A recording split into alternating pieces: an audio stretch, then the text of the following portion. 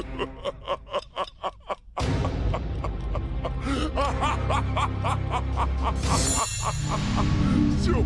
か。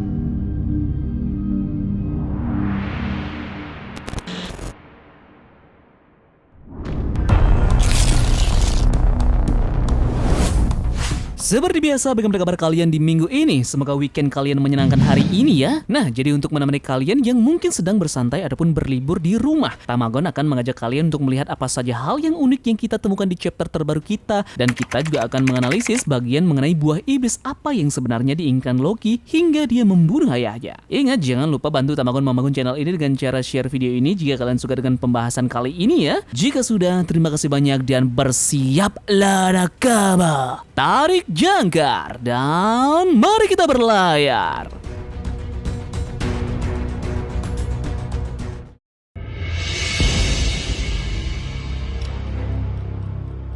Analisis kita kali ini cukup panjang, jadi siapkan dulu cemilan beserta dengan kopi hangatnya. Kita akan mulai hal ini dengan mempelajari mitologi dari karakter Loki yang bukan rahasia lagi. Jika kita mengetahui bahwa Loki ini terinspirasi oleh Loki dalam mitologi Norse. Dan menurut mitos ini, Loki menggabungkan sifat setengah raksasanya dan juga sifat setengah dewanya. Ia mewarisi darah raksasa dari ayahnya yang bernama Farbauti dan juga darah para dewa dari ibunya, yakni Laufey. Meskipun Loki membawa darah raksasa, dia diizinkan untuk tinggal di Asgard, rumah bagi para dewa berkat kedekatannya dengan Odin. Nah, sementara cerita Malver menganggap Loki ini sebagai anak angkat Odin. Menurut mitologi Norse, dia adalah saudara sedarah Odin tanpa memberikan penjelasan yang jelas. Nah, Loki digambarkan dalam mitologi Norse ini sebagai dewa penipu dan kekacauan. Ia juga dikenal sebagai dewa api. Dia kadang-kadang membantu para dewa. Kepribadiannya yang licik membuatnya menjadi orang yang berbeda. Benar-benar dipercaya di antara para dewa lainnya. Mengenai kemampuannya, kekuatan utama Loki adalah transformasi. Dia mampu mengubah penampilannya menjadi berbagai bentuk, layaknya menjadi binatang, seperti kuda, anjing laut, dan juga sebagainya. Ini memungkinkan dia untuk dengan mudah menipu orang lain. Terlepas dari sifat Loki yang licik ini, dia tidak selalu dipandang jahat. Dia menggabungkan kebaikan dan juga kejahatan, dan mampu melakukan kebaikan atau kejahatan sesuai dengan kepentingan pribadinya, yang merupakan prioritas utama. Kepentingan pribadinya dan keinginannya inilah untuk menyebarkan kekacauan dan menyebabkan pengkhianatan terhadap Odin, di mana ia berencana membunuh putra kesayangannya yakni Baldur. Ini pun berhasil membuat Odin marah yang menganggapnya sebagai pengkhianat dan memerintahkan dia untuk dihukum. Nah, akibatnya Loki diikat ke batu dan seekor ular berbisa ditempatkan di atasnya, meneteskan racun ke wajahnya yang menyebabkan dia kesakitan yang luar biasa yang dikatakan sebagai penyebab gempa bumi dalam mitos.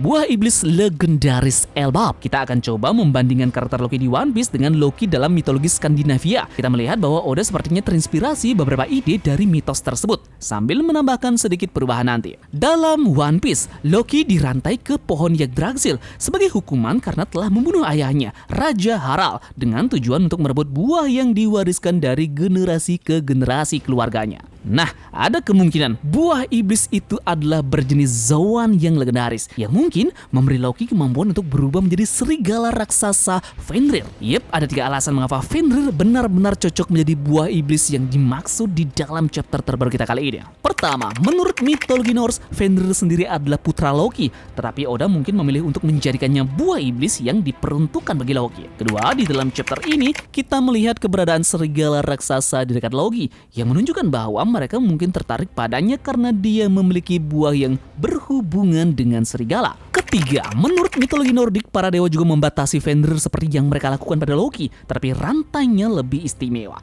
karena tidak mungkin dipatahkan, dan mereka membatasinya karena ketakutan mereka akan kekuatannya yang sangat besar, yang terus meningkat dan juga berkembang. Kita juga melihat bahwa Loki ditutup matanya yang mungkin menunjukkan bahwa matanya membawa kemampuan khusus yang terkait dengan buahnya, yang bisa saja memungkinkannya untuk menipu orang lain dan menyesatkan mereka hanya dengan melihatnya, terutama karena dia dikenal sebagai dewa penipu alias ilusi dalam mitologinya. Selain itu pula dalam sketsanya ini sepertinya menunjukkan bahwa rambut Loki tidak diwarnai. Nah, hal ini mungkin menunjukkan bahwa Oda Sensei mungkin memilih warna merah untuknya seperti yang disebutkan di dalam mitologi Nordik sendiri, yakni rambut Loki berwarna merah. Berbeda dengan Loki yang ada di mitologi Norse yang tidak terkenal karena massa ototnya yang besar atau kekuatan fisiknya yang luar biasa. Loki di One Piece ini dibedakan dari kekuatan tubuhnya yang sangat besar, sampai-sampai semua prajurit Elbaf harus berkumpul untuk mencoba menahannya.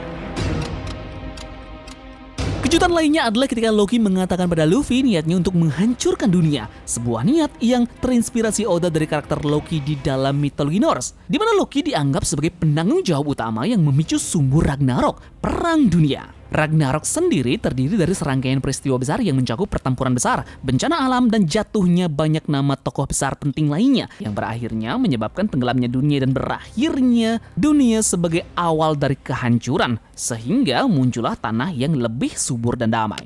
Persiapan Ragnarok dimulai di Asgard, tanah air Loki. Untuk membalas dendam pada Odin yang memerintahkannya dia untuk diikat, Loki bersekutu dengan musuh abadi Asgard yang menyebabkan Asgard dan seluruh dunia pohon Yggdrasil ditarik ke dalamnya.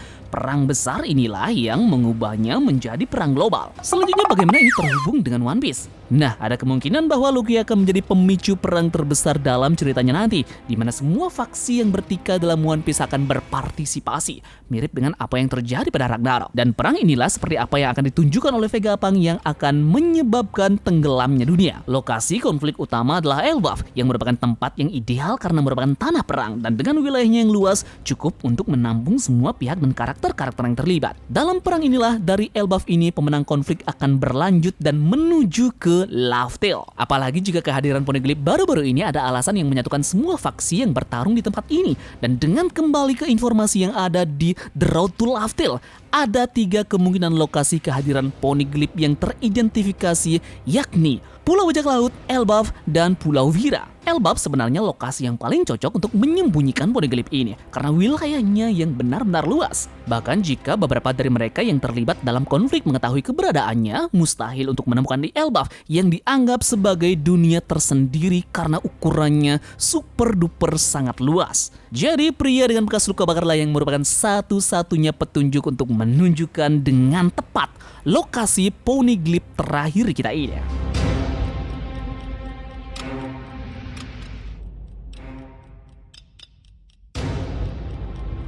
Mengenai definisi Loki tentang dirinya sebagai dewa matahari meskipun ada dewa lain, hal ini pun kembali ke mitologi Aztec dan Oda tampaknya dipengaruhi oleh mitos-mitos tersebut. Perlu kalian ketahui desain ibu kota Gaia terinspirasi oleh ibu kota Aztec dan bahkan altarnya di Skypiea terinspirasi oleh altar Aztec yang digunakan untuk mempersembahkan korban manusia kepada matahari. Para dewa yang muncul di altar Skypiea juga terinspirasi dari dewa Aztec. Bagi masyarakat Aztec sendiri, menari dianggap sebagai bentuk doa dan pengabdian kepada matahari dan dilakukan dengan ritme tertentu, mirip dengan apa yang dilakukan oleh suku Shandia. Kembali ke mitos Aztec, di mana Oda terinspirasi dengan pernyataan keberadaan 2 dewa matahari sekaligus yang dikenal dengan legenda matahari kelima, yang dimana dibicarakan ada 6 dewa yang mewakili unsur dasar. Unsur alam menurut batu matahari ini adalah si Baitotec, yakni dewa hutan, Tezcatlipoca adalah dewa bumi, Tlaloc adalah dewa hujan, Huitzilopochtli adalah dewa perang, Quetzalcoatl adalah dewa angin,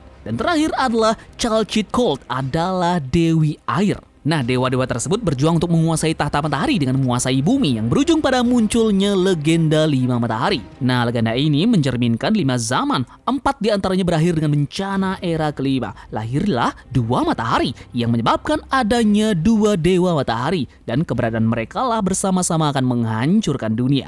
Sehingga salah satu matahari dikorbankan dengan mengubahnya menjadi bulan. Kita ke One Piece. Jelas Oda tidak akan terinspirasi dari mitos itu secara penuh, melainkan hanya melihat ide dasarnya saja, yakni keberadaan 2 dewa matahari. Namun berbeda dengan mitos yang menjadikan kedua dewa itu nyata, Oda akan menjadikannya satu saja di antara palsu lainnya, yakni Loki. Di sisi yang lainnya, Loki ini tidak seperti Nika yang tidak memiliki kualitas tersebut. Kualitas seperti tubuh yang kenyal sehingga akan mudah bagi orang Elbaf untuk membedakan mereka. Namun tidak licik namanya jika bukan Loki. Loki adalah dewa kekacauan, penipuan dan juga ilusi, dan bahkan buahnya jika dikaitkan dengan ilusi dan juga penipuan, maka dia dapat memungkinkan menciptakan seluruh dunia ilusi dengan ruang lingkup berbeda tentang Nika. Jadi itulah sebabnya mata Loki ditutup karena para penduduk Elbaf takut jatuh ke dalam ilusinya dan menjadi tawanan dari Loki. Yup, di dunia palsu yang mungkin Loki ciptakan untuk mereka, konflik berikutnya antara Luffy dan juga Loki mungkin akan berkisar pada bentrok antara kedua imajinasi dan kekuatan imajinasi lainnya, di mana imajinasi dari Loki sendiri adalah kekuatan ilusinya.